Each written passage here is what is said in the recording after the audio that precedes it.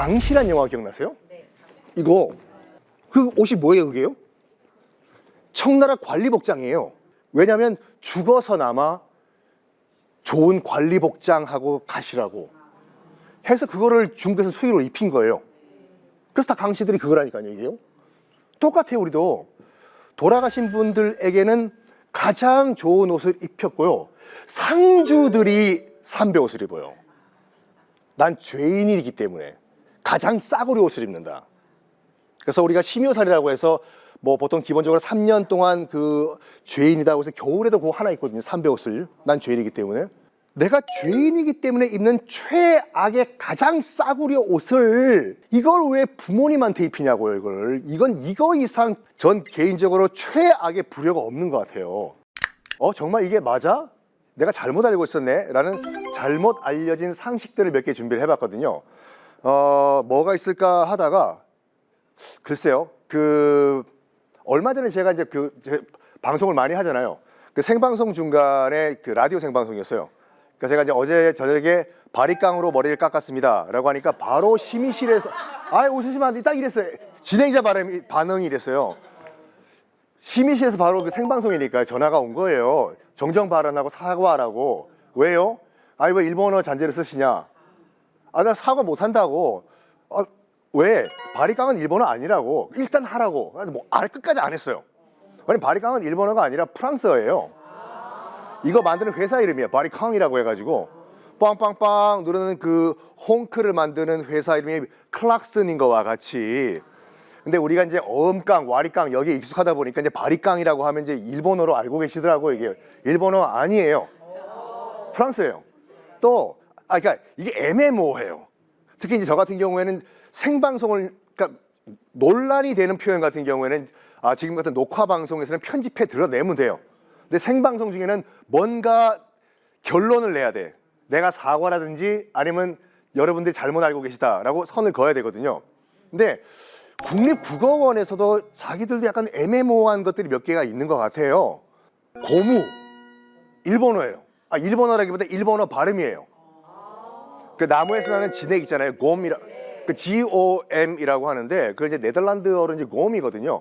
그러니까 이제 일본에서 이제 그 네덜란드의 난학이라는 걸 받아들이면서 이제 이 네덜란드 단어를 많이 차용해서 빌려왔겠지요. 근데 GOM이라는 그 곰 발음이 안 되다 보니까 김치를 기무치라고 하는 것처럼 곰물 고무라고 발음하게 된 거예요. 그러니까 이거를 그럼 어떻게 해야 되냐? 그러니까 고무신, 고무장갑 다 일본어가 맞아요. 그러니까 전 난감한 게 뭐냐면 우동과 이 뭐라고 할까, 이 오뎅은 못 쓰게 하거든요 방송에서. 근데 고무는 또 아무 말도 안 해요. 돈가스 100% 일본어예요. 돈가스레스에서 나온 거요. 이것도 아무 말도 안 해요. 이런 거와 같이 우리가 그런 게 이런 면이 있었어? 라는 걸 몇 개 준비를 해 봤습니다. 첫 번째 게 뭐냐면 바로 이거예요. 짠. 요즘 현찰들 안 쓰시죠? 근데 의외로 현찰의 주인공들이 누군지 잘 모르시는 분들이 계시더라고요. 하여간 인물을 잘 안 보시죠. 색깔이든지 배추 색깔 같은 거 아니면 금액만 보시면 되잖아요. 100원짜리 이순신 장군이 있었어? 그래? 하시는 분도 계시고, 오늘 이 10,000원짜리 지폐 얘기를 좀 해볼까 하는데, 일단 그 지폐 얘기를 하기 전에 왜 우리나라뿐만 아니라 많은 나라의 그 지폐들은 그 주인공들이 인물이잖아요. 아니 왜 건물 쓰면 안 되냐? 에펠탑, 다보탑, 뭐 광화문 이런 거 쓰면 안 되냐? 솔직히 논란이 좀 있는 케이스도 있지 않습니까? 그럴 바엔 차라리 그냥 중립적인 건물들, 북한산, 뭐 한라산 이런 거 쓰면 되지 않냐? 못 써요. 위조가 쉬워요. 봐봐요. 제가 딱 어떤 그 지폐가 있는데 안에 다보탑이 있어요. 제가 다보탑을 아주 정교하게 그렸어요. 진짜 다보탑과 약간 2% 부족한 다보탑 구별할 수 있으세요? 힘들어요 이게요. 근데 인물 같은 경우에는 워낙 우리가 익숙하게 보다 보니까 약간 눈 사이가 남희석 씨처럼 좀 모였네? 바로 눈에 띄거든요 이게요. 그래서 우리나라뿐만 아니라 모든 국가들에서 대부분 국가들에서 이 화폐의 주인공으로 인물들을 써요. 그리고 지금 보시는 것 같이 이제 인물이 정면을 보고 있는 것이 아니라 약간 15도 이렇게 틀어져 있거든요. 이럴 경우에는 정말 위조가 힘들대요. 그래서 이제 이런 인물들을 많이 쓰는데 우리 저기 조선시대 때뿐만 아니라 이제 왕들의 초상화를 어진이라고 하잖아요. 6.25 전쟁 이전만 하더라도 조선의 왕들의 어진들은 거의 대부분 다 보존이 잘 되고 있었어요. 근데 아시다시피 그게 부산 피난 과정에서 부산에서 다 홀라당 다 타버렸거든요. 그러니까 현재 남아있는 진짜 오리지널 왕 얼굴 보고 그린 진짜 얼굴들은 몇 개 없어요. 대표적인 것이 이제 태조 이성계는 진짜고, 영조, 우리가 알고 있는 영조도 오리지널이고, 철종 같은 경우에는 반만 남아있죠. 이렇게 타서 요거고. 근데 요 세종대왕의 얼굴은 진짜 세종대왕이니까 알 수가 없죠. 그래서 정부에서 뭘 만드냐면 표준 영정이란 걸 만들어요. 왜냐면 얼굴을 잘 모를 때 중구난방 뒤죽박죽, 아유, 세종대왕은 난 내 생각이 이렇게 생겼다고? 아니야, 내 생각이 이렇게 생겼어 하면 난리가 나잖아요. 됐고, 그럼 정부에서 딱 정해줄 테니까 요대로 공식적으로 쓰세요 라고 하는 것이 표준 영정이에요. 세종대왕의 표준 영정은 누가 그랬냐면, 저희가 이제 사진을 쓰려고 하다가 또 이제 그 초상권과 저작권이 걸릴 수도 있기 때문에 일단 여러분들이 집에 가서 아니면 이 방송 보시는 분들은 직접 검색을 해보세요. 운보 김기창 화백이라는 분이 그리셨어요. 두 가지가 논쟁이 돼요. 두 가지가. 첫 번째가 뭐냐면은 일단 그 김기창 화백의 친일 행적, 실질적으로 그 친일 반민족 리스트에 올라간 사람이에요. 김기창 화백이요. 어떤 것 때문에 올라갔을까요? 하나만 얘기할게요. 그러니까 대표적인 거.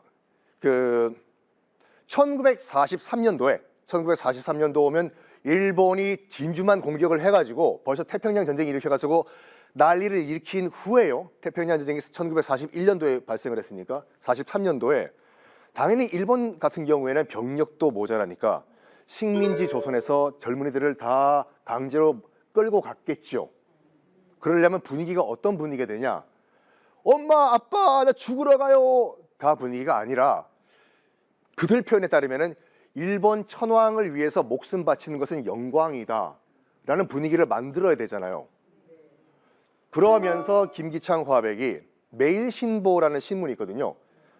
시작은 굉장히 우리에게 이로운 신문이었어요. 대한매일신보라고 해서 영국인 어니스트 베델이라는 사람이 러일 전쟁 취재하러 한국에 오니까 그 당시에 이제 그 일본에 의해서 너무 수탈당하는 우리 한국인들을 보고 마음이 아파가지고 측은지심으로 안 되겠다. 러일 전쟁 취재고 다 필요 없고 난 여기서 신문사 차린 다음에 한국인들을 위해 가지고 나는 그 이 진실을 전 세계에 알리겠다라고 해서 차린 신문사가 대한매일신보예요. 일본도 어떻게 할 수가 없었어요. 사장이 영국인인데. 또 당시에 또 일본과 영국이 동맹관계였거든요. 영일 동맹이라고. 동맹국 국민이 사장인데 어떻게 하겠어? 그러니까 마음대로 그 신문 그 논조를 썼어요. 어니스트 베델 사장이요. 우리가 알고 있는 뭐 국채 보상 운동 다 그 대한매일신보가 주도를 했어요. 우리가 빚을 갚아야지 살 수가 있다. 또 어디에 또 의병이 일어났다. 알려주면 거기 또 사람들 또 지원해서 가고 이런 식으로. 뭐 결론부터 말씀드리면은 그 일제의 일본이 영국한테 얘기한 거예요. 야, 너희 나라 국민이 지금 한반도에 들어와서 저렇게 하고 있는데 좀 손 좀 써야. 그 영국 입장에서 봤을 때도 약간 난감하잖아요. 동맹국이 요구를 하니까. 그래서 재판을 해요. 거의 유일한 거의 뭐 사상 유례가 없었던 출장 재판이었어요. 영국 판사, 변호사, 검사가 지금 그 서울 정동에 있는 영국 대사관 서울에 들어와 가지고 여기서 재판을 해요. 출장 재판. 안 했으면 출장 왔습니다. 재판이요. 그런 다음에 당시에 이제 그 상하이에 있던 영국 조계지가 있었거든요. 중국 상하이에. 거기에 있던 영국 감옥에 가둬버려요. 베델을. 베델이 약간 심장병이 있었거든요.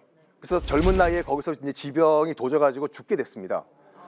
그러니까 죽기 직전에 유언이 뭐였냐면 대한매일신보를 끝까지 살려가지고 한국인들에게 이롭게 하라라고 유언을 남기고 죽어요.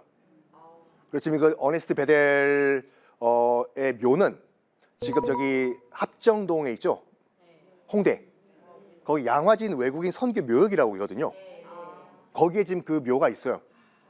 가시면은 그 한자로 대영국인 대한매일신보사 사장 베델의 묘라고 써 있어요. 한번 시간 가시면 되시면 가보세요. 근데 이 베델 사장이 죽은 다음부터는 일본이 하하하하 눈에 가시가 빠진 거잖아요. 바로 인수해가지고 대한매일신보에서 대한 빼버리고 매일신보라고 이름을 바꾼 다음에 철저하게 친일신문으로 만들어버려요. 여기에 1943년에 김기창 화백이 축이병이라고 쓴 이런 이 구호를 단 딱 봐도 조선인 청년이에요. 전장에 나가는 아주 감격적인 그림을 그립니다. 양옆에는 부모로 추정되는 그 노인네가 기쁜 표정으로 이렇게 있어요. 우리 아들 일본 천황을 위해서 열심히 싸워라, 파이팅! 요거로 게임 끝이에요. 근데 나중에 뭐 이런 말들을 하시는 분들이 계시더라고요. 그때 아니 뭐 먹고 살려고 그림 그린 거다 하고 뭐 아니 당신 같으면 그 먹고 살 돈 뭐, 화가인데 그림 그려야지 그 먹고 살 거 아니냐. 그런 논리면은 윤봉길 의사 뭐 이봉창 의사 안중근 의사는 바보예요. 죽는 줄 뻔히 알면서도 독립운동을 이렇게 목숨 걸고 하시지 않습니까? 그때 우리가 시대를 안 살아봐가지고 그들의 결정을 우리가 이해 못한다. 당신이 그 일제강점기 살아봤냐? 뭐 어쩔 수 없는 선택이다. 나도 먹고 살아야 되니까. 그거는 그렇지가 않다니까요. 딱 일제시대고 다 떠나가지고 사람 대 사람으로 봤을 때는 그 사람들은 현실주의자가 아니라 이기주의자예요. 남을 생각 못하는 측은지심이 없어요. 그러면 저 사람을 인정해버리면은 나머지 우리 독립투사들은 다 바보가 돼버리는 거예요.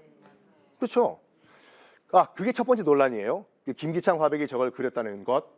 두 번째는 뭐냐면 여러분들 여기서는 지금 안 보여드리지만 집에 가서 검색해 보시면 김기창 화백 얼굴과 거의 똑같아요. 자기 얼굴을 그렸다는 설이 있는데 이건 설이에요. 근데 판단은 여러분이 하세요. 딱 두 개 비교해 보죠. 와우. 에요. 여우. 그 김기창 화백이 그런 그 표준 영정에 따라서 이 10,000원짜리 또 만들어졌고 그리고 지금 광화문에 있는 그 세종대왕 동상도 있죠. 이순신 장군 그 옆에요. 그것도 그 표준 영정을 따르고 있거든요. 그래서 이건 우리가 어떻게든 뭐라고 할까 한번 결론을 내야 될 문제일 것 같아요.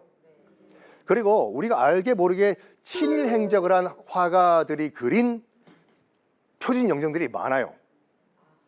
장우성, 정우성 아니에요? 장우성이라고 또 다른 친일 화가가 있었어요. 똑같은 시기에 결전미술전이라고 있어요. 이름 자체가 결전이잖아요. 가자! 일본을 위해 싸우자! 예전에 우리 반공 포스터 같이 그린 것처럼 때려잡자 북한 두더지 이런 것들 기억나시죠? 와, 그거를 그리는 약간 관에서 주도를 한 미술전이 있었어요. 결전 미술전에 적극적으로 참여를 한 친일 화가요. 장우성 화백이라고. 그 사람이 그린 표준 영정이 참 놀랍게도 충무공 이순신 장군의 표준 영정이에요. 여기까지. 자, 다음 여러분께 보여드릴 흐뭇한 사진은 바로 5만 원권입니다. 참 본지 오래된 것 같아요, 이거요. 근데 이게 있어요. 우리나라 최고액권이잖아요. 근데 그 어느 나라든 간에 그 나라의 최고액권은 그 나라의 중흥을 일으켰든지 그 나라의 최고의 지도자든지 정말 그 나라를 대표하는 그 인물, 그 나라 하면 그 사람, 영국 하면 엘리자베스 여왕, 이런 인물을 중국 같은 경우는 물론 중국도는 다 마오쩌둥이지만 마오쩌둥을 최고액권으로 써요. 인물로 그 모델로요. 신사임당 율곡 이의 어머니, 자 좋습니다. 근데 절대로 폄하하려고 하는 게 아니에요. 근데 우리나라 대한민국의 최고액권의 모델로 등장할 뭐가 있을까요? 업적이라기보단 자격이라고. 많은 분들이 이런 말 하죠. 현모양처다. 현모, 현명한 어머니고 양처, 뭐 정말 좋은 와이프였다. 그럼 우리 엄마는? 우리 와이프는? 미안해요 어머니, 아들 못 나가지고 모델이 못 되셨네. 나머지 뭐 조선의 수많은 뭐 이순신 장군 어머니는요? 응? 많잖아요. 이 안중근 의사의 어머니 조마리아 여사 아닌가요? 또 뭐가 있을까요? 자, 일단 이 한국은행에서 신사임당을 최고액권 5만 원권의 모델로 썼던 이유는 딱 그거예요. 현모양처였다. 훌륭한 어머니였다. 율곡이를 키운 어머니다. 좋습니다. 일단 이걸 그리신 분은 이제 일단 그 친일 작가는 아니었어요. 근데 이런 논란이 있잖아요. 우리가 굳이 왜 그러니까 모든 화폐의 주인공들을 다 조선시대 인물로 해야 되냐. 그렇잖아요. 우리 한국을 빛낸 위인 백인들 100명이 대기하고 있는데 그분들은 언제까지 대기를 해야 돼요? 물론 뭐 근현대사 인물 저는 인정하지 않지만 뭐 논란이 될 수도 있었던 무슨 뭐 김구 선생이라든지 이런 분들을 떠나서라도 울진문덕 장군, 광개토 대왕 많잖아요. 근데 왜? Why? 자, 일단 이거부터 봅시다. 현모양처의 대명사였다를 우리가 그냥 받아들이지 않습니까? 그럼 과연 신사임당은 현모양처였을까? 봅시다. 일단 알려지기는 신사임당의 본명이 신인선으로 알려져 있는데 그것도 잘 몰라요. 그냥 신모씨예요. 사임당이라고 하는 것은 자기 당호라고 해서 자기가 살고 있는 집 이름이거든요. 자기가 졌어요. 이거부터가 현모양처가 아니에요. 여자가 자기 호를 직접 짓는다? 여보 뭐야? 내가 짓는다는데 당신이 뭐야? 에요. 오죽헌 있잖아요. 강릉에 평산신 씨 집안, 강릉에 정말 잘 나가는 그 집안 출신이잖아요. 강릉에서 태어나고 거기서 쭉 다 살았어요. 결혼도 했겠죠. 결혼은 그 덕수이 씨 이원수란 사람이랑 결혼했어요. 진짜 이름이 이원수예요. 그 시댁은 파주예요. 경기도 파주. 그럼 원래 우리 상식으로는 결혼했으면 출가 외인이기 때문에 강릉 오죽헌을 떠나가지고 파주에 가서 살아야 될 거 아니에요. 안 가요. 안 갔어요. 계속 강릉에 살아요. 처갓댁에. 이거부터가 현모양처가 아니에요. 자, 이 신사임당의 아버지 이름이 신명화라고 해가지고 아들이 없었거든요.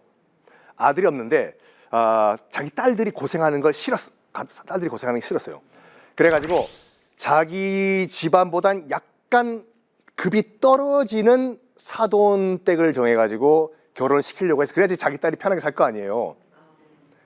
그러니까 그래서 덕수이 씨 집안과 이제 그 뚱뚜루루 안녕하십니까? 우리 한번 한번 상견례 좀 해보시겠습니까? 연락이 됐는데 물론 덕수이 씨 집안도 지금도 엄청나게 잘 명문가예요. 덕수이 씨 율곡 이가 덕수이 씨잖아요. 아버지가 덕수이 씨니까. 그렇죠. 또 이순신 장군 또 덕수이 씨예요. 근데 이제 그 신사임당의 아버지였던 그 신명화가 보기에는 이 정도면 우리 딸이 별 고생 안 하고 살 수 있겠다. 그래서 덕수이 씨인 이원수랑 결혼을 시켜요. 근데 안 가 파주로요. 글 공부를 시켜요. 글 공부를 시키는데 계속 이 이원수가 낙방 계속 낙방을 해. 그랬더니 아직도 강릉에 있던 이 신사임당이 뭐라고 했냐면 이원수 보고 너 합격하기 전까지는 집에 들어오지 말라고. 이거 칠거지약에 걸려요. 감히 유교사회에서 부인이 거의 남편이 쫓아낸 거잖아요 지금요. 그렇죠? 그런 다음에 보통 이제 요거부터 말씀드릴게요. 현모양처란 표현은 우리 표현이 아니에요. 조선 시대 내내 우리가 그 조선왕조실록 있지 않습니까? 인터넷에 들어가시면 무료로 다 검색해 볼 수가 있어요.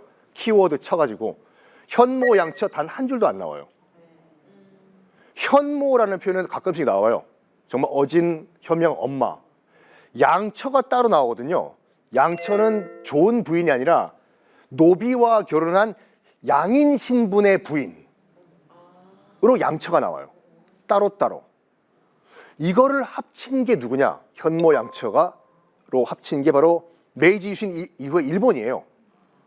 그래서 이제 일본이 메이지 유신이라는 그 나름대로 뭐 혁명을 단행을 하면서 사회 구성원들의 롤을 딱 정해준 거예요. 여자는 집에 앉아가지고 출산하고 애 키우는 것이 올바른 역할이다. 딱 하고. 이거부터가 약간 또 표정 달라지시네. 그러면서 이제 일본이 만든 표현이 원래 일본이 만든 표현은 두 개 바뀌어가지고 이제 양모 현처였거든요. 요거를 1906년도에 이제 우리나라에 갖고 들어와요. 요 표현을. 근데 이제 그 양처 현모보다는 현모 양처가 발음이 편하다 보니까 점점 현모 양처가 됐거든요. 그러니까 일본이 만든 표현이에요. 자, 봐요. 많은 분들이 이제 그 신사임당이 아들 율곡 이를 잘 키워서 훌륭한 엄마다라고 알고 있잖아요. 어떻게 키우는지 단 한 줄의 기록도 없어요. 근데 우리가 추론이 가능한 게 뭐냐면 그 신사임당이 굉장히 그림 많이 그리고 시 쓰고 문학 작품 활동하고 했지 않습니까? 그거 한 시간에 애를 어떻게 키워요? 그러니까 방임 교육의 대명사예요. 무슨 뭐 근데 좋은 엄마 방임 교육했다고 나쁜 엄마가 아니라 우리가 알고 있는 현모 양처의 그 롤 모델의 그 엄마는 아니었어요. 아니었어요. 그리고 결정적으로 뭐가 있냐면 죽을 때 신사임당이 젊은 나이에 죽거든요. 남편 이원수가 왔을 때 남편은 또 그때 또 바람을 또 펴요. 이원수가. 어머나 한양 갔다가 강릉 오는 길목에 그 강원도 산속의 주막에서 권모씨, 권씨라는 주모랑 주모! 아이고 또 오셨어 이원수, 이웬수야 이제 왔냐 하면서 거기서 바람을 펴요. 하여간 죽기 직전에 신사임당이 이제 그 유언이 뭐였냐면 이원수를 딱 앞에 앉혀놓고 나 죽거든 재혼 절대 하지 말라고. 그러면서 재혼을 하면 안 되는 이론을 쫙 이론을 정리를 해요. 검색하면 나와요 지금요.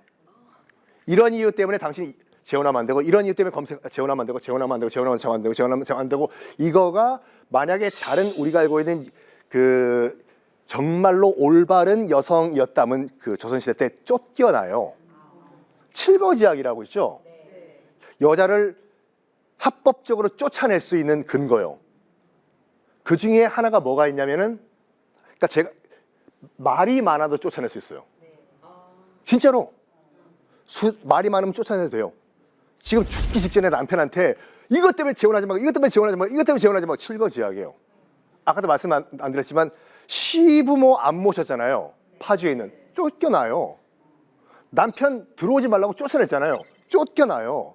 이게 무슨 양처예요.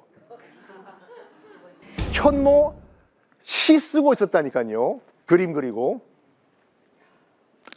근데 참 결론부터 말씀드리면 그 이원수는 신사임당이 죽자마자 그 주모 있지 않습니까? 권모 씨와 재혼을 합니다. 첩으로 들어와요. 여기에 율곡 이가 당연히 내 아빠만 아니면 진짜 그래가지고 율곡 이가 정말 충격을 받아가지고 머리 깎고 스님이 돼요. 진짜로. 내가 이런 세상 살아서 뭐하리, 내가 진리가 뭔지 머리 깎고 출가해보자 해서 스님이 돼요. 그래서 물론 나중에 다시 이제 그 속세로 돌아오셔가지고 유교 공부를 하신 다음에 그 과거 시험을 보시는데 나중에 이것 때문에 이게 율곡 이 반대파들이 굉장히 집요하게 공격을 해요. 너 한때 머리 깎고 그 출가한 그거 아니냐. 근데 무슨 뭐 네가 무슨 성리학에 됐고 이게 다 그 아버지 이원수 때문에 그렇다니까요. 그러니까 결론부터 말씀드리면 이 신사임당은 그 5만 원권의 그 주인공이 됐던 근거였던 현모양처라는 표현도 일본식 표현이에요. 전혀 근접하지 않았던 인물이에요. 오히려 어떻게 보면 지금 기준으로 봤을 때는 조선시대 최고의 여권 신장 페미니스트였어요. 남편 네가 알아서 밥벌이 네가 하고 자식들 너희들 알아서 공부하고 엄마는 그림 그리겠다. 예요. 이거를 우리가 현모양처란 이유로 5만 원권의 주인공으로 우리가 써야 되는지는 솔직히 퀘션 마크입니다. 자, 다음 넘어가 볼까요?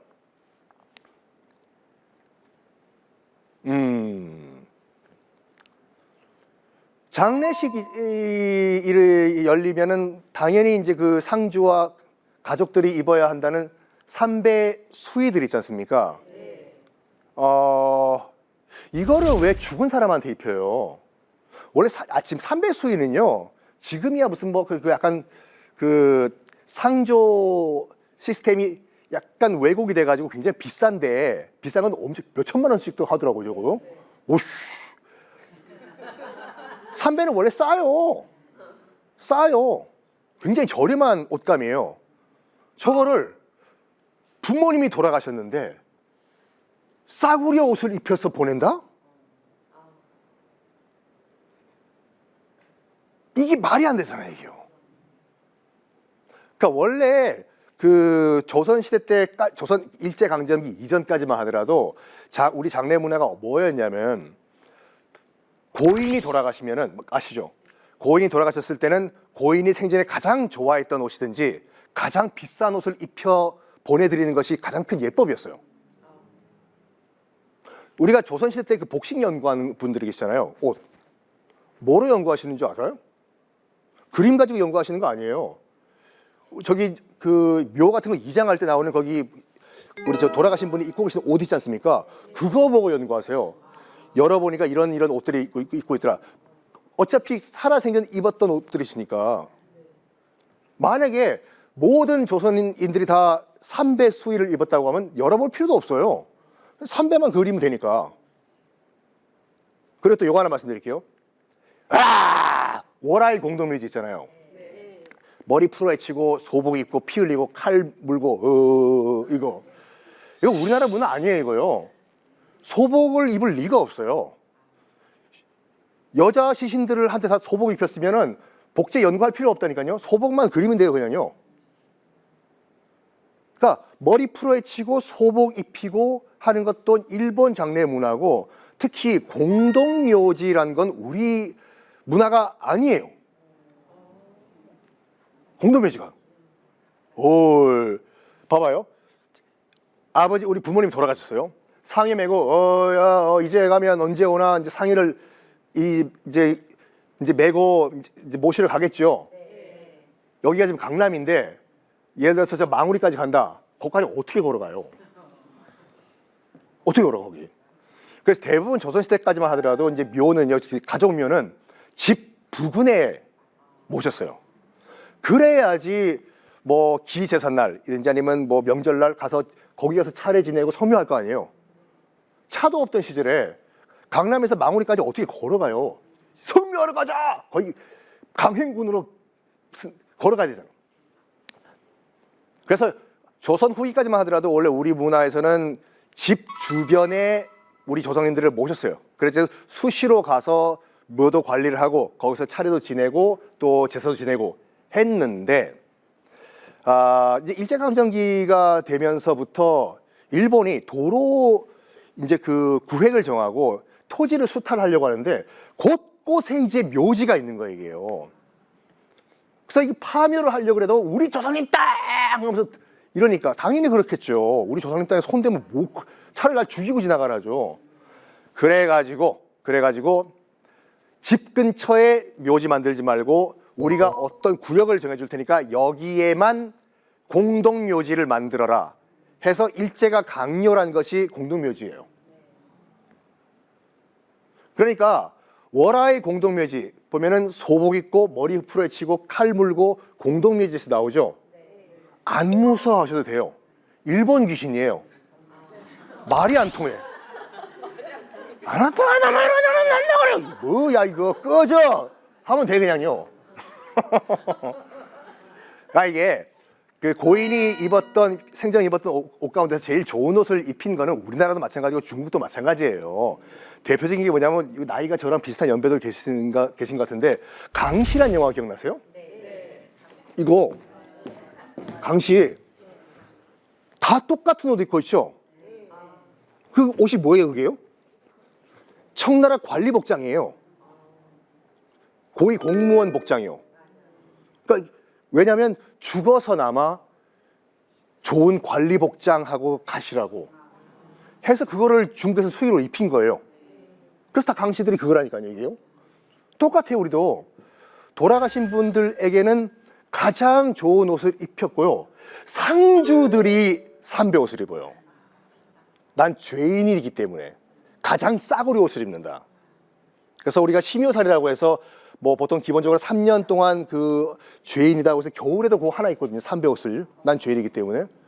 그러니까 내가 죄인이기 때문에 입는 최악의 가장 싸구려 옷을 이걸 왜 부모님한테 입히냐고요, 이걸. 이거 이상 전 개인적으로 최악의 불효가 없는 것 같아요. 불효가 없는 것 같아요. 근데 이게 왜 등장을 했냐면 이것도 이제 일제강점기 때 그러니까 일본 문화보다 조선 문화가 약간 한 단계 하등하다는 걸 보여주기 위해 가지고 너희는 죽어서라도 비단 옷을 입으면 안 된다. 뭘 입냐? 그 상주가 입는 싸구려 삼배 수의를 입어라 라고 강요를 한 거거든요. 좋다. 일제시대 때 그렇다 쳐요. 그러면 일제강점기가 끝난 지가 70년이 넘었는데 지금까지 저러고 있는 게 말이 되냐 이거죠, 솔직히 말해가지고. 그리고 그 상주들이 찾는 완장이 있지 않습니까, 여기. 완장. 또 일제가 강요를 한 거예요. 왜냐면 일제강점기 때 집회를 할 수 있는 거의 유일한 케이스가 장례식이었어요. 특히 3.1운동 이후에 사람들 모이는 게 무서운 거예요. 뭐 할지 모르니까. 근데 장례식을 어떻게 말릴 수가 없잖아요. 우리 아버지가 죽었는데 야, 못 오게 사람들 못 오게 하면 네가 사람이야! 그렇잖아요. 근데 사람들 모였을 경우에 상주와 그 형제에 따라서 이 숫자가 다르거든요. 멀리서 봐도 누가 상주고 누가 그 밑에고 표시가 나게 완장 차라데스 해서 만들어진 게 상주 완장 문화예요. 그래서 우리가 바꿔야 될 게 상당히 많습니다. 다음 볼까요? 짜잔. 요즘도 여러분들 저기 명절 때 그 후삐 이런 데 가면은 그 명절 때 보면 시엄마 기피용 깁스 세트 같은 거 팔거든요. 아, 이상한 거 알려드렸네. 아, 진짜 팔아요. 한 10,000원에서 5만, 비싼 거 5만 원짜리도 있는데, 그러니까 깁스 세트 있잖아요, 이게요. 그거를 딱 이제 차요. 그러면 깁스한 것처럼 보여요. 여기 무슨 정형외과까지 글까지 있어요. 정형외과. 찍어가지고 어머니 죄송합니다. 제가 가서 전 붙여야 되는데 팔이 뽀사져가지고 아이고 어떡하나 이거. 거기에 시엄마가 야! 팔 뽀사져서 빨리 와서 전 붙여. 그러면 진짜 나쁜 엄마죠. 속에서는 아 제가 아무리 봐도 저거 사기인 것 같은데 해도 아유 내년에 와라 아가야 하겠죠. 이게 왜 명절이에요. 저는 그 명절 홍보 사진 찍을 때마다 그 나오는 신문이라든지 잡지에 보면은 항상 서울역 KTX 앞에서 때때 옷을 입은 젊은 부부와 아이가 손잡고 아이는 깡총 뛰고 히히 웃으면서 기차 타는 모습이 있어서 과연 저 부인은 저 웃으면서 기차를 탈까? 아니 뭐 제 주변에도 이제 그 이혼 전문 변호사가 많은데 대목이래요. 추석과 설날 이후에는 24시간 전화 대기. 상담 언제든 해드립니다. 그게 왜 명절입니까? 명절은 온 가족이 다 즐거워야 되는 게 명절이죠. 저렇게 혹시 제사상이라든지 차례상 차리시는 분 계세요? 네. 자, 이거 봅시다. 근본부터 볼게요. 공자님께서 제사를 지내라고 한 이유가 뭔지 혹시 아시나요? 이때가 공자님이 활동했던 때가 이제 그 춘추 전국 시대라고 해가지고 개판이었어요, 진짜.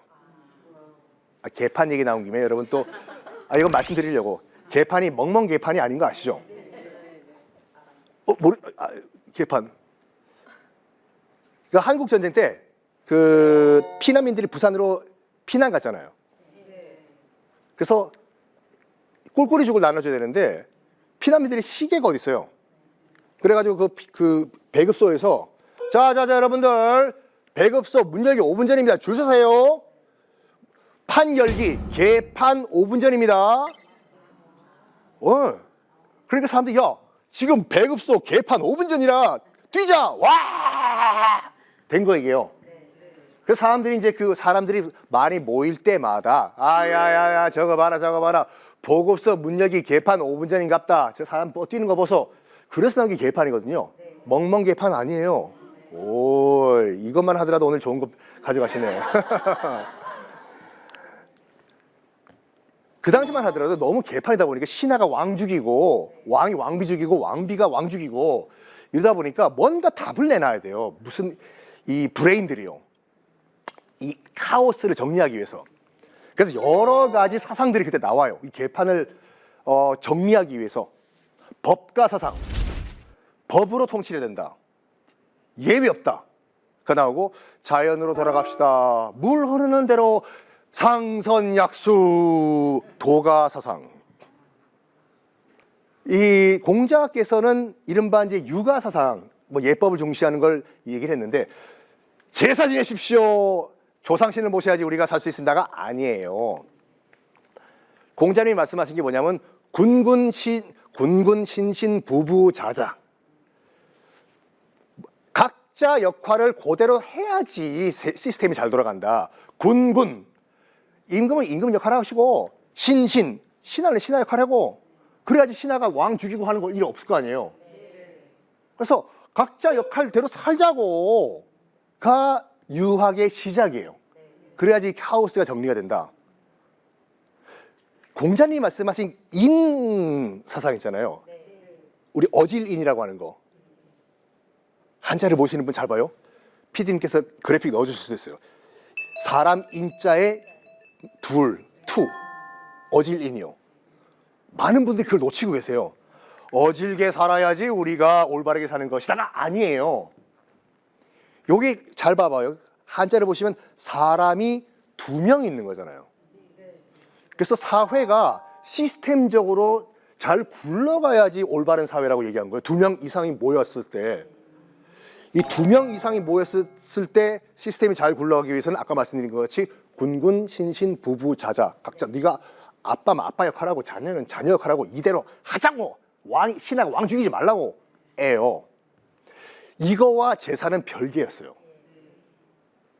당시에 아직까지 그 유학 시스템이 정착이 안 된 때여가지고 별의 토테미즘, 샤머니즘, 나무에 이 기도하고 하늘에 기도하고 뭐 곰에 기도하고 난리가 난 상황이거든요. 다 됐고 정리하고 호랑이, 나무, 하늘에 제사 지내지 말고 이왕 제사 지낼 거면 딱 한 명 너 아빠한테만 제사 지내. 다 정리합시다. 그러니까 공자님의 말씀이 있었어요. 근데 그걸 우리가 많이 지금 왜곡을 하고 있는 거죠. 자, 긴 시간 제가 말씀드릴 수가 없기 때문에 요거 하나 말씀드릴게요. 성균관에서 매년 얘기를 해요. 제발 저렇게 좀 차리지 말라고. 저거는 성리학 예법이 아니라고. 일단은 봐봐요. 추석 때 제사 지내는 거는 쌍놈 인증이에요. 추석은 명절이에요. 제사는 조상님 돌아가신 날에 제사 지내야 돼요. 기제사라고 해서. 추석 때 제사 지내죠? 이 말씀부터 드릴게요. 조선이 건국했을 때만 하더라도 우리가 그 이른바 유학자들 있지 않습니까? 양반들. 이 제사와 관련된 양반들은 전체 인구의 20%가 안 됐어요. 20%가. 근데 조선 후기 올수록 점점점 40, 60, 70 오더니 지금은 전 국민이 다 제사 지내잖아요. 물론 교회 다니시는 분 일부 빼고요. 그 말은 뭐냐면 어떤 과정을 거쳐가지고 양반의 수가 인위적으로 늘어났다는 거예요, 이게요. 그렇다고 해서 양반이 이른바 노비와 결혼했을 리는 없고, 그렇죠? 하더라도 엄마가 노비면 조선에서는 무조건 아빠가 영의정이라고 하더라도 자식은 노비예요. 결론부터 말씀드리면은 나중에 조선 후기로 갈수록 상업 활동을 해서 돈을 많이 벌었던 이른바 노비들이 양반 족보를 샀어요. 그리고 약 150년에서 200년 걸친 신분 세탁 과정을 거쳐요. 특정 성씨는 얘기 안 할게요. 제가 다른 데서 한번 그 얘기를 하니까 내용 증명이 날라오더라고요. 정치내에서 사과하라고. 우와, 제 방송 보셨어요?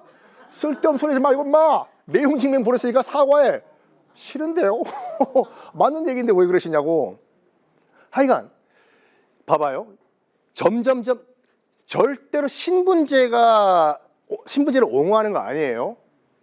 봉건 사회에서 노비든 뭐 양반이든 그게 무슨 상관이에요. 우리 아빠가 노비였다? 무슨 상관이 그게요. 그게 문제가 아니라 왜 노비였다는 걸 숨기려고 돈 주고 족보를 사냐, 이게 문제거든요. 그게 뭐가 부끄럽다고. 근데 점점점 이 족보를 사는 과정에서 야, 저 옆에 있는 그 만석이 걔 있잖아. 걔도 무슨 성씨 족보 샀더라. 야, 금마야가 샀어? 아, 짜식 웃기고 앉아있네.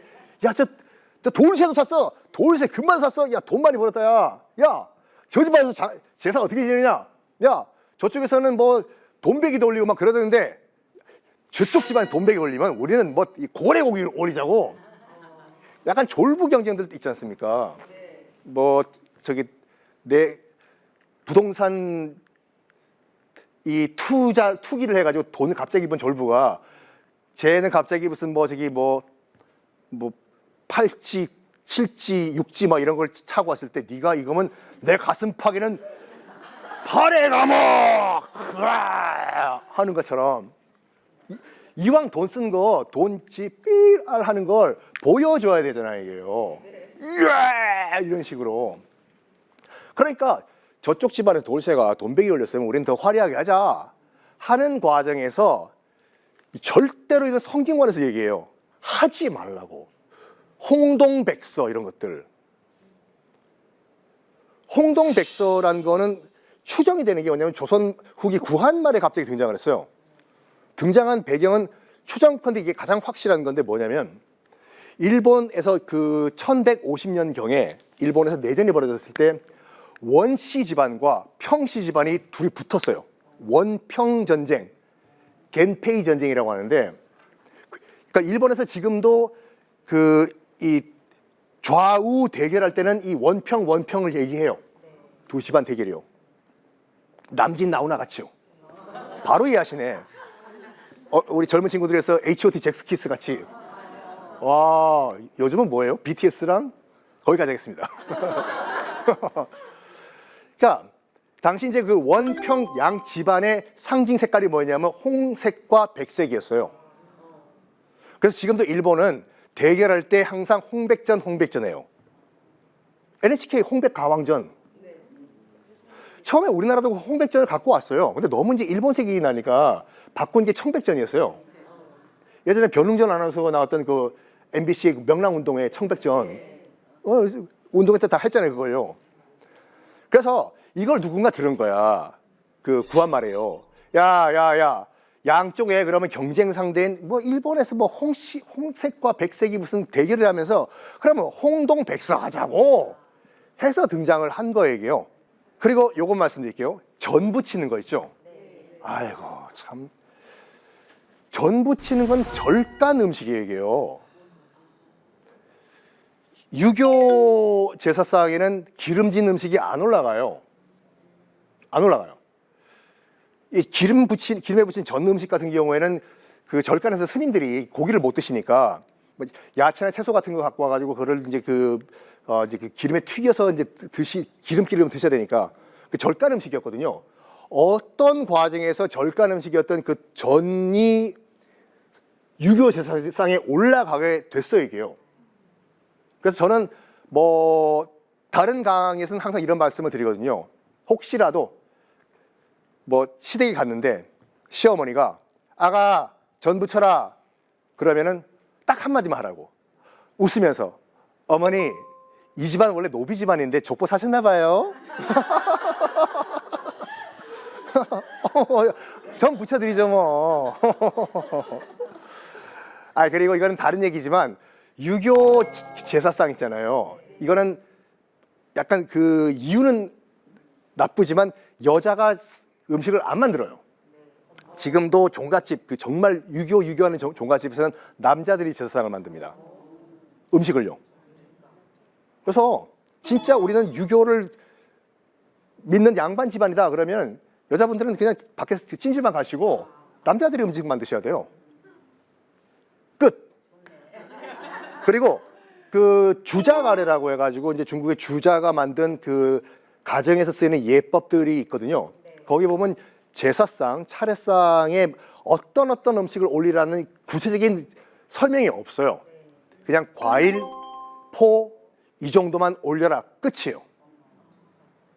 그리고 저는 개인적으로 고인이 생전에 드셨던 거 그걸 좀 올리는 게 더 효도가 아닐까 생각해요. 생전 평소에 고기를 안 드시는 분이 돌아가셨는데 그 불고기 올려봐요. 오셨다가 가실걸요. 이런 불이먹자 이거 되게 야, 나 고기 못 먹는 거 알면서 진짜 치다 하고. 또 다른 얘기지만 또 이런 말씀하시는 어르신들이 있는데 야 지금 우리 제사상을 제대로 안 차리면 그 우리 조상님들이 노하셔가지고 너 대학 떨어져 이런 말씀하시잖아요. 만약에 1년에 한 번 식사 대접을 안 했다고 우리를 해코지라는 조상들이 있지 않습니까? 더 이상 조상이 아니라 잡귀예요. 소금 뿌려야 돼요. 만약에 그게 진짜라면은. 여기까지. 다음이요. 이게 퇴계 이황 가문의 실제 차례상이에요. 현재. 요거와 앞에 거와 비교를 해보십시오. 엄청난 차이죠. 네. 자, 마지막으로 여기까지만 하고 저는 빠이빠이 하겠습니다. 소주 좋죠. 에이. 지금 저기 우리가 먹고 있는 참 이땡 처음 땡땡땡 이런 거 있지 않습니까?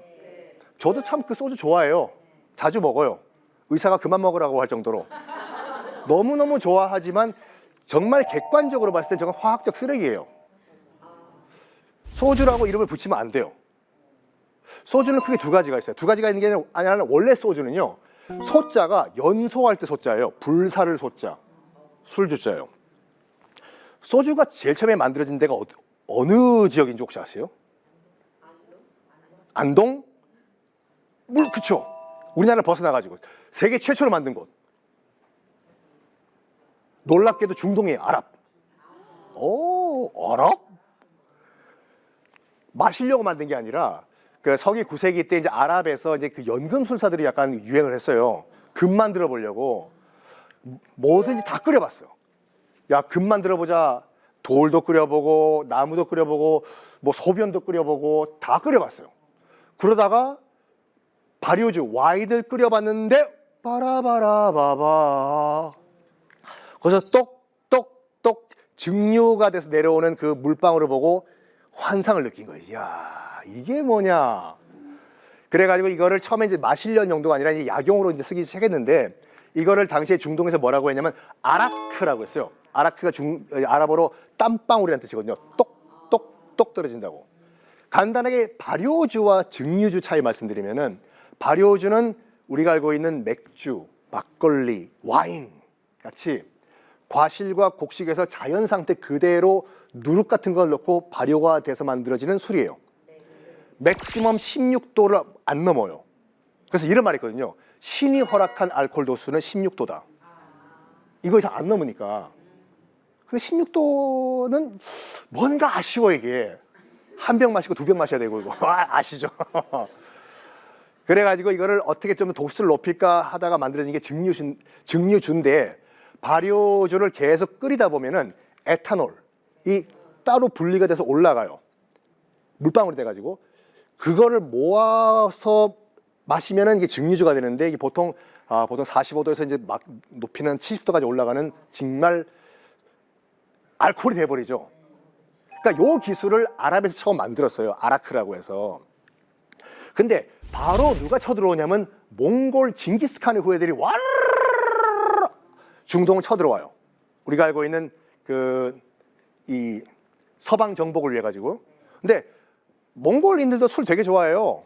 마유주라고 해가지고 그 말젓을 발효시킨 술이 있는데 여러분 그 몽골 패키지 같은 거 가시면 울란바토르 이런 데 가면 뭐 거기 가니까 한국 편의점이 더 많더라고요. 한국이야 한국. 그 마유주라고 해가지고 그 먹으라고 줘요 이렇게요. 그냥 요구르트예요. 한 2도 3도 누구 간의 기별을 이게. 그러니까 몽골인들 술을 먹고 싶은데 특히 추운 겨울에 같은 경우는 술을 먹어야지 약간 몸을 데필 수 있는데 2도 3도 가지고 뭐 어떡하겠어요 이걸요. 또 2도 3도 같은 경우는 또 금방 썩어요. 이런 가운데서 지금 중동을 이 징기스칸의 후예들이 쳐들어왔는데 오르르르 마셔보니까 45도? 이거다 이거 해서 몽골인들이 이 증류법을 배워서 와요. 그리고 그때부터는 몽골인들이 자기가 점령하는 곳의 병참 기지마다 증류시설을 다 만들어요. 알다시피 이제 그 몽골 원나라 같은 경우에도 나중에 이제 일본 정벌을 위해 가지고 고려 곳곳에 병참 기지를 만듭니다. 대표적인 것이 일단 고려의 수도였던 개경에도 증류시설, 그리고 그 일본을 치기 위한 병참 기지가 있었던 안동에도 증류시설, 그리고 일본을 치기 위한 말들 키웠던 제주도에도 이 증류시설 총 3개를 만들어요. 놀랍게도 지금 개성술 있죠? 개성소주는 아락소주라고 해요. 아락, 중동어로요. 아락소주. 자,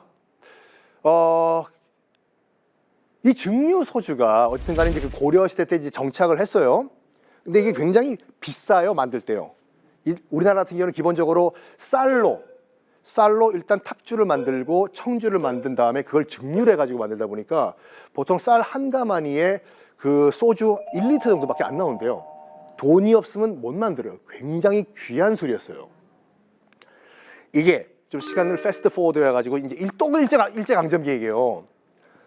이제 일본이 이제 그 세금을 조선인들에게 부과를 해야 되는데 술을 엄청 많이 먹는 거지 이 사람들이. 우리 할아버지도 그랬겠지요. 손자가 물론 썬킴도 맨날 그 소주를 마시는 거를 미리 알았겠죠. 딱 보니까 저기에 세금을 부과해야 되는데 대부분 다 가양주였어요, 이게요. 집에서 빚는 술이요. 그러니까 집계가 안 돼, 이게요. 너희 집에서 얼마큼 그 술 빚었어? 몰라, 임마. 가, 임마. 가 되니까. 그러면서 뭐 하냐면 기본적으로 가양주를 싹 다 없애버립니다. 그리고 공장에서 만드는 대량 생산한 술만 사 먹게 만들어요. 그러면 세금 부과하기가 쉽죠. 주세법을 개정을 해가지고. 특히 딱 보니까 지금 우리 일본인들이 먹기도 부족한 쌀을 소주를 만들어 먹어? 그렇다고 해서 지금 술 좋아하시는 분도 계실 건데 먹던 소주 뺏어버리면 헐크 돼요. 너 죽고 나 죽자. 이거 자식 와! 되거든요. 그러면 이 쌀로 만든 소주를 뺏었을 경우에 뭔가 대체품을 줘야 되거든요. 마침 그때 일본에서 대만산 타피오카, 고구마 등등을 이용해서 만든 희석식 소주 기술을 일본이 개발을 한 상태였어요. 그러니까 우리가 알고 있는 탄수화물 있죠. 쌀도 탄수화물이잖아요. 탄수화물을 발효시킨 거를 계속 증류하고 계속 이 과정을 반복하면 99.999%의 퓨어 에탄올로 뭉쳐요. 요거만 남아요. 요게 이제 우리가 말하는 주정이라고 하거든요. 여기에 물 탄 게 우리가 마시는 처음 참 땡땡이에 걸요. 그러니까 아까 말씀드린 것 같이 저도 소주 좋아하지만 화학적 쓰레기라고 말씀드린 이유가 그거예요. 저도 한번 마셔봤거든요. 그 방송 찍는다고 저 그 주정에다 물 탄 거 아무 맛이 없어요. 그러니까 맛이 없는 게 아니라 무맛이에요. 안 팔리잖아요. 그러다 보니까 거기에 레몬 향도 넣고 무슨 별의별 향을 다 첨가해가지고 솔직히 말해가지고 전 세계에 있는 모든 술 가운데서 수질 자랑하고 대나무 죽순 필터를 통과시켰다고 자랑하는 술은 소주밖에 없어요. 그거밖에 자랑할 게 없으니까. 우리는 이런 과정을 통해서 증류했다가 아니고 오크통에 몇 년 증류했다가 아니에요. 하여간 그거를 그 쌀과 이런 비싼 탄수화물로 만들 수가 없으니까 대만과 동남아에서 나는 타피오카라고 해서 진짜 싸구려 탄수화물 덩어리가 있거든요.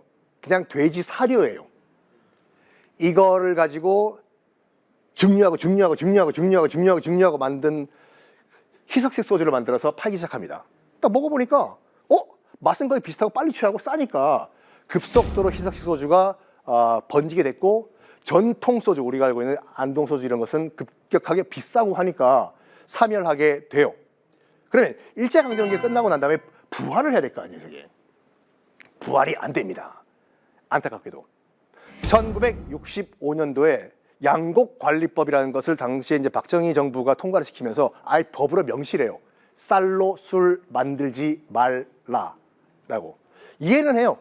뭐 저와 비슷한 연배는 기억하시겠지만 그때는 막 분식 장려해가지고 쌀밥 싸우면은 맞았어요 그때요. 그렇죠?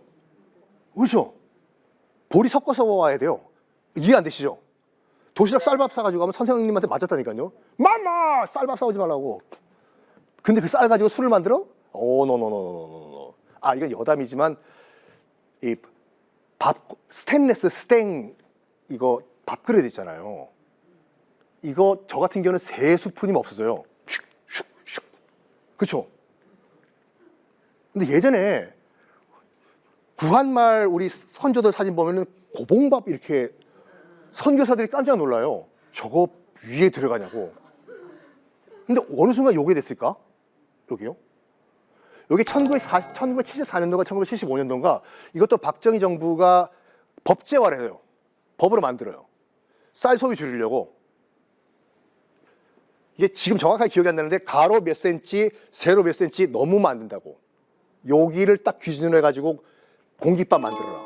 요거 어기죠? 영업 정지였어요. 식당들이요. 그리고 또 하나 추진한 게 뭐냐? 설렁탕, 곰탕에 소면 넣으라고. 원래 설렁탕, 곰탕에 소면 들어가면 안 돼요. 고기 국물 텁텁해져요. 그렇죠? 설렁탕 같은 거 드실 때 소면 많이 넣고 잠깐 기다리죠. 오래 얘기하다가 먹죠. 국물 텁텁하고 면 불어가지고 맛이 이상해져요. 이때 70년도에 밀가루 소비를 장려하기 위해서 설렁탕과 곰탕에도 소면 넣어라. 밀가루 소면이 된 거예요. 그리고 1965년도에 양곡관리법을 통과시키면서 더 이상은 쌀로 그러니까 모든 술을 못 만든다였어요. 그러니까 뭐 안동 소주를 내가 뭐 부활시키려고 했는데 법이 그렇다니까 원래대로 그러면 뭐 타피오카나 고구마 같은 거 우리가 발효시켜가지고 소주 만들자 해서 만들어진 것이 정착한 것이 오늘날의 소주인데 이렇게 말씀드리면 또 많은 분들이 야, 너 내 삶의 활력소에 욕하면 어떡하냐라고 하시는 분들이 계실 거잖아요. 근데 저도 이렇게 마무리를 지면 안 되기 때문에 이렇게 말씀드릴게요. 음식이라는 거는 그 자체로 보면은 안 돼요. 그 음식을 먹는 사람과 분위기와 그 주변을 같이 보셔야 돼요. 그 소주 같은 경우에도 그러니까 진짜 정말 화학적 쓰레기라기보다는 그 새벽 쓰레기 정리를 다 마치시고 귀가하시는 우리 환경미화원 여러분들이 그 동틀 때 순댓국집에서 순댓국 하나랑 딱 마시는 소주 한 잔 이게 참 삶의 낙이 아닌가. 그렇죠? 이렇게 마무리해야지 소주 회사에서 내용 증명이 안 오거든요. 자, 이렇게 해서 오늘 뭐 여러 가지 우리가 잘못 알려져 있는 상식들 한번 여러분께 말씀드렸습니다. 감사합니다, 여러분들.